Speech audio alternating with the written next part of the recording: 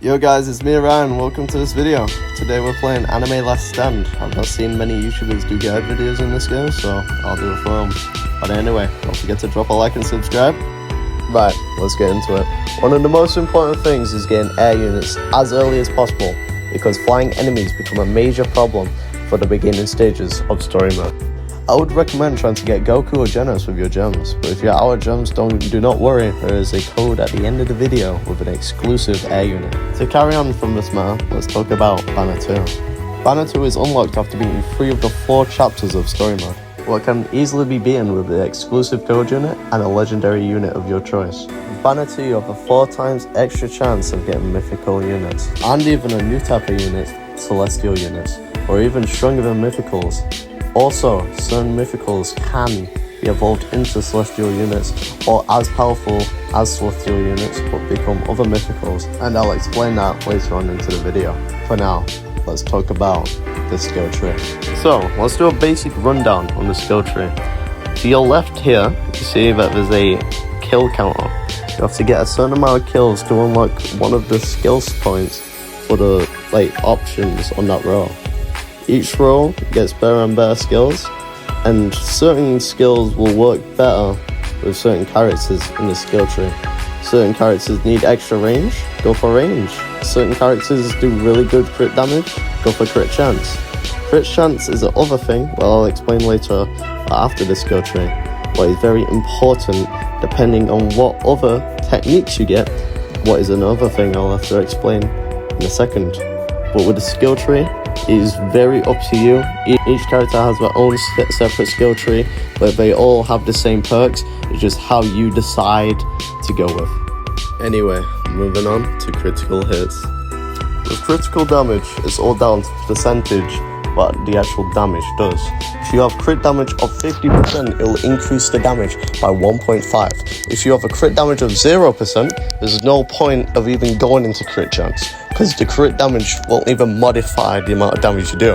If you have a crit damage of 100%, like here, it will increase the damage by 2 times, where you can even get higher than that in the skill tree, what increases crit damage. Very worth. The damage modifier is mental. Just it's all down to luck and chance. That's why you've got to get that higher crit chance in the skill tree, and I don't know if you can get crit chance through techniques at all so far. So all up to you, but crit chance definitely worth it. Anyway, moving on to how to unlock infinite mode.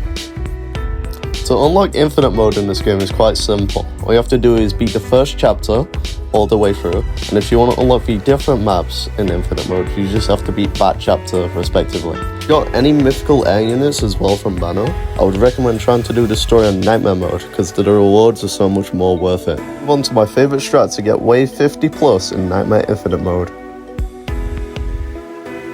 All you want to do after spawning in is run straight over to these pillars and get any air units where you have down as soon as possible, just to hold off for the first couple of rounds.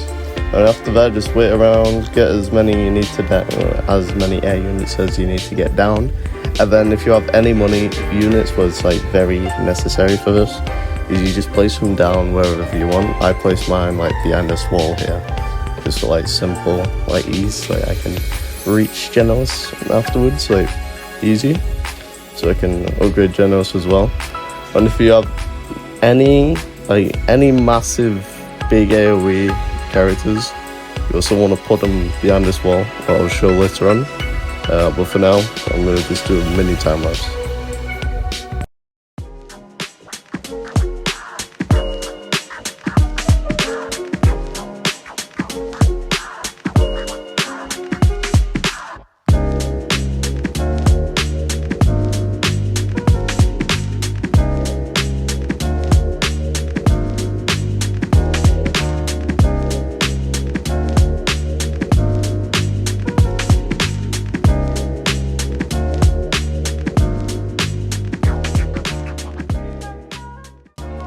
Right, so we got to wave 27 so far, and here is where you should put your range units, any units with big cones, full AoE with decent range, you should put behind the wall there. It can reach all the way up there. I've not upgraded all of these guys yet. I'll just wait until, gets a decently high wave where I need to actually start worrying about this. So these guys, Yamamoto's, have a cone AoE. It's a decent cone, and yeah, we carry on.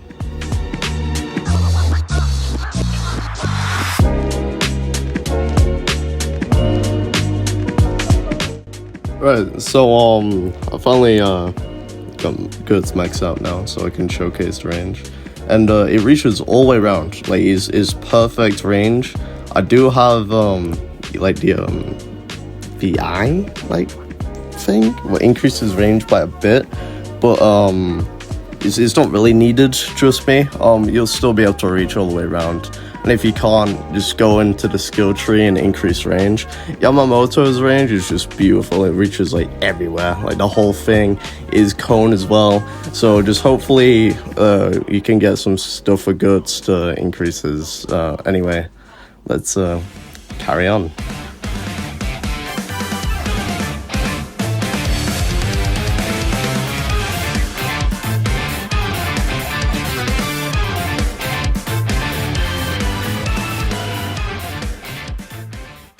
Well, by the time wave 40 arrives, there will be the boss what will be able to kill us. For now, I've got no way of beating him yet, but just basically, if you just keep your units attacking the front, make sure they're not focusing on that guy, and you'll just be able to make it to wave 50 anyway, because it takes forever to go around the map, so you should be good.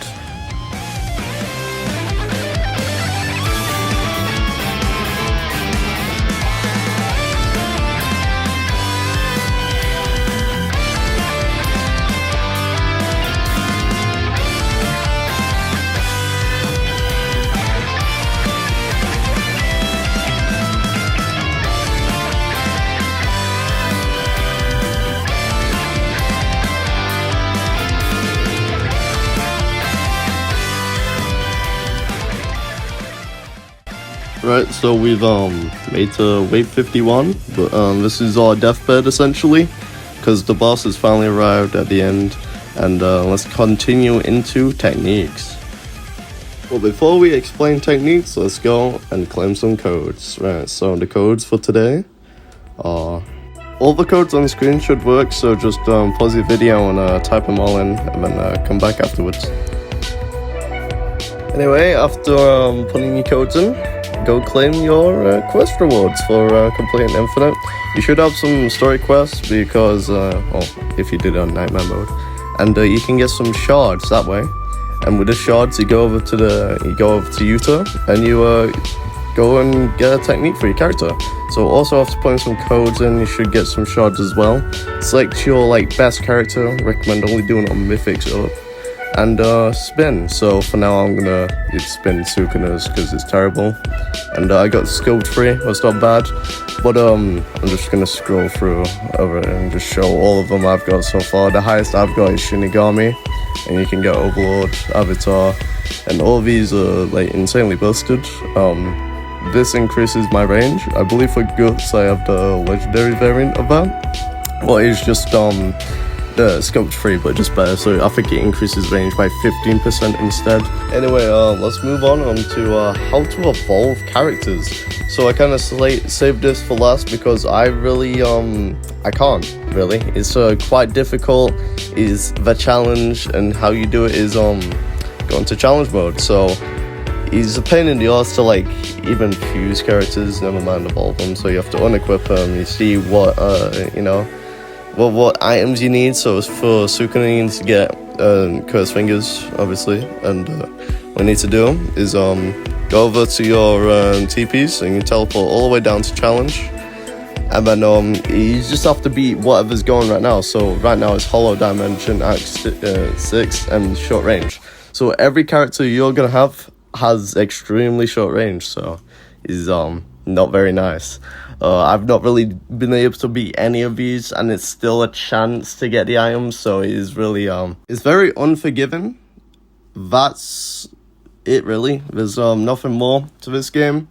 That is Anime Last Stand for now. Hopefully they update it more, add more game modes, add more story, But for now, that is Anime Last Stand. Thank you so much for watching.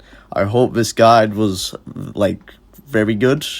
I think I did a decent job, but it's my first video like this, so just, criticize in the comments, tell me what I need to change. But if you made it this far, don't forget to like and subscribe. See you, man. Peace.